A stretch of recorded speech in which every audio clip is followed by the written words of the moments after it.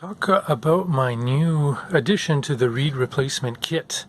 I've added a rivet bar, and you can do a lot of exciting things with the rivet bar. It's a simple piece of stainless steel that's flat.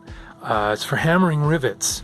Before I go any further, my reed replacement kit contains all the specialty items you need to replace reeds. It does not contain everything you need. You need a hammer. You need some pliers. You need, you're probably going to need a reed wrench. You're going to need a brick or a hunk of metal to serve as an anvil.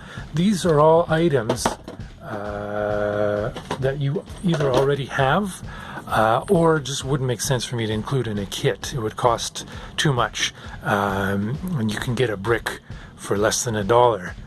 Yourself, and it would cost me like $20 to ship it to you, so that's just crazy. So we're going to use the reed replacement kit to do something exciting. This reed plate has one reed that has a fairly common defect.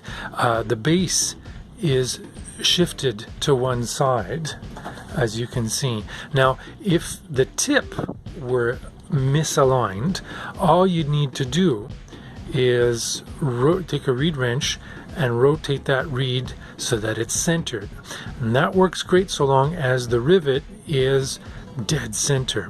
What do you do if the rivet is offline? Obviously, if you rotate it, your reed's going to sit crooked in the slot, and it'll never play well.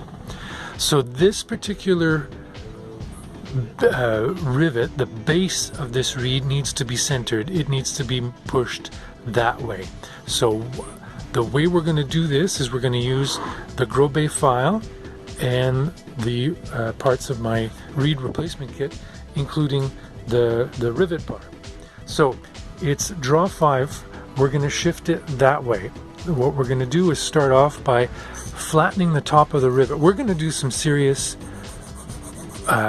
business. Don't be afraid. Don't be afraid don't be afraid of what we're about to do to this poor little rivet. We're going to straighten it right out. Okay, so now that rivet is flat. We're going to shave it down so that it's sort of triangular. Now, I thought about all the different tools I could do, tools I can make to make this process easier, but when it comes down to it, just lay the file against your fingers. There's no need for any fancy equipment. So 5 draw reed. I'm working at a little bit of a distance, so bear with me. I want to get right down to the base of that rivet and go across and file it at an angle. Okay, I want it to be a perfect triangle. I want it to have a nice little peak.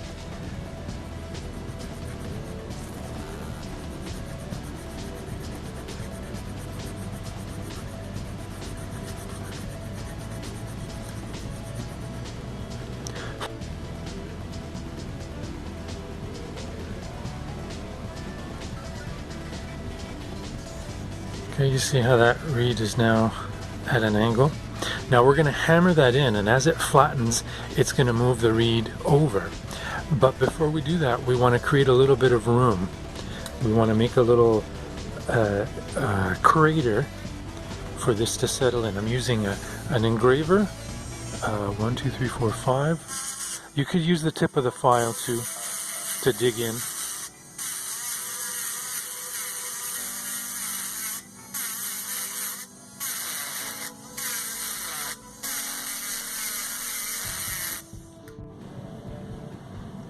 Okay. That gives the rivet a little bit of room to pop out on the bottom as we proceed. Now, if this goes the way it should, after I've finished hammering this down, the reed will have rotated a little bit on its own, and we're going to have to center it. We'll straighten the tip rather. So 1, 2, and I'll give it a third pop. I'll just reposition.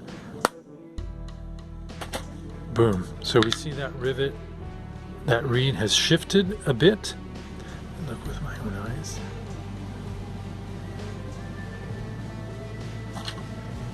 Okay, let's see if we can make this clear for you.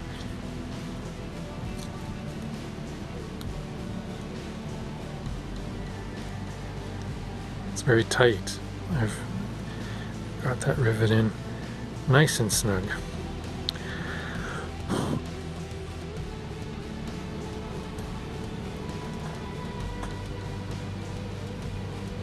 So that is perfectly centered. Okay, you can see from this angle. 1, 2, 3, 4, 5. Yeah, that's the correct rivet. There's space on either side of the. You can use this technique to move the base left, right, forwards, or backwards. Sometimes the tip of the reed is a little bit further back. You just create that peak coming this way, and the reed will move forward. Okay, so it's as simple as that. When you get comfortable with it, you can do this in less than 2 minutes.